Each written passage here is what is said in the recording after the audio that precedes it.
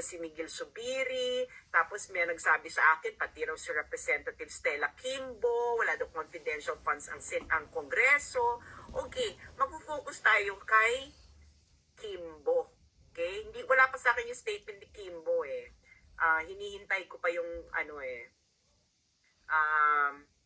okay, may interview daw si Kimbo, wala daw confidential fund ang Kongreso. Mali naman kasi ang tinatanong sa mga ito ng mainstream media. Huwag na kayong umasa sa mainstream media na magtanong ng tamang tanong, no?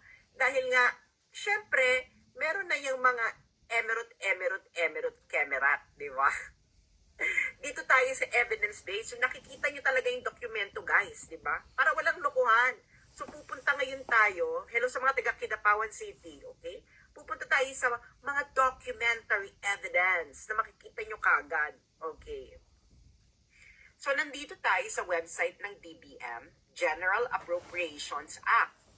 Okay, for the year 2023, fiscal year 2023. So, pupunta ngayon tayo sa House of Representatives. Okay, House of Representatives. Okay. So, makikita nyo dito, House of Representatives, no? Ayan. So, pupunta ngayon tayo sa contentious na mga pondo nila. Halimbawa, ito, traveling expenses. Diba? Traveling expenses. Ang traveling expenses ng Kongreso for 2023 ay nagkakahalagang 2 billion. Yan, 2 billion. Sa mga ano naman po, mga aanga-anga, paano ro yung naging 2 billion? Kasi po, ito po ay i-multiply nyo po ng 1,000. Ayan po yan, no? In 1,000 pesos. So, i-multiply nyo po yan ng 1,000. So, yung 2 million, that's 2 billion, no? 2 billion traveling expenses. Yan, traveling expenses. Pero okay, sabihin na natin, ma-justify nila yung traveling expenses. Pupunta ngayon tayo sa confidential, intelligence, and extraordinary expenses. Okay? So, under niyan is merong specific item, no? Extraordinary and miscellaneous expenses. Pero this is under confidential, intelligence, extraordinary expenses. Ang extraordinary and miscellaneous expenses ng Kongreso under Martin Romualdez ay nagkakahalagang 1.6 billion pesos. Okay? 1.6 billion pesos. Ngayon, para sa mga aanga-anga again, ito po ay imumultiply nyo ng 1,000. Okay? Yan ang, hindi po yan 1 million. That's 1.6 billion. Imumultiply nyo ng 1,000. Okay? So, yan ang confidential and intelligence and extraordinary expenses. Ngayon, guys, paano ba ino-audit yan? Paano ino-audit? So, pupunta ngayon tayo sa website ng COA. Okay? Commission on Audit. Okay? Ito po ang auditing guidelines niyan.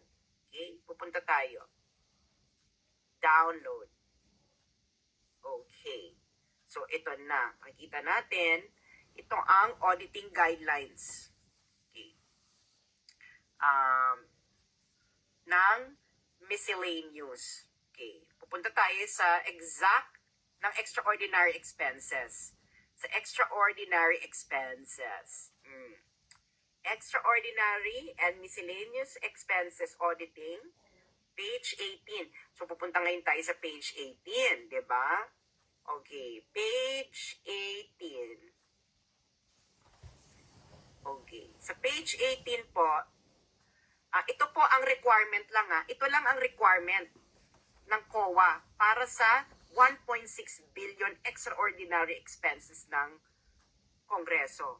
Kailangan lang ng certification. Ayan o, certification executed by the official concerned. Pag ang amount ay hindi nag-i-exceed doon sa limit indicated in the general provision of the GAA. Certification lang. So, hindi kailangan ng resibo. Well, kailangan siya ng resibo. Ayan, kailangan siya ng relevant invoices and receipt kung nag-i-exceed siya sa limit yung ginastos. Pero pag hindi naman nag-i-exceed sa limit, Hindi kailangan ng resibo at kailangan lang ng minutes of the meeting, kung sa meeting and seminar and conferences, at attendance sheets. So that's 1.6 billion. So, can you imagine, ang auditing guideline ng extraordinary expenses ay 1, 2, 3, 4. 4 steps, 4 lang nakalagay, no? Certification lang ang kailangan. Certification lang ang kailangan. Ito po ang auditing guideline. Sandali, hanapin ko. So, ngayon, pag issue naman natin ay intelligence fund, no? Pag intelligence fund ang issue, ito po ang guideline ng COA. Okay. 33 pages po ang guideline ng COA for confidential and intelligence funds. 33 pages. 33 pages. Pero para doon sa extraordinary and miscellaneous expenses, ayan lang, certification lang ang kailangan, no? Certification of executed by the official concerned. So sa makatuwid, ang House of Representatives po ay may 1.6 billion na salapi mula sa mga Pilipino na hindi kailangan ng resibo. Ang kailangan lang ay certification na ito ay ginastos according to the purpose na kanilang kiniklaim. So anong mas malala po? Yung certification lang ang kailangan para sabihin mo na dito ginastos, o yung sangkatutak na document na requirements from COA para i-justify mo ang iyong confidential fund. So 1.6 billion guys.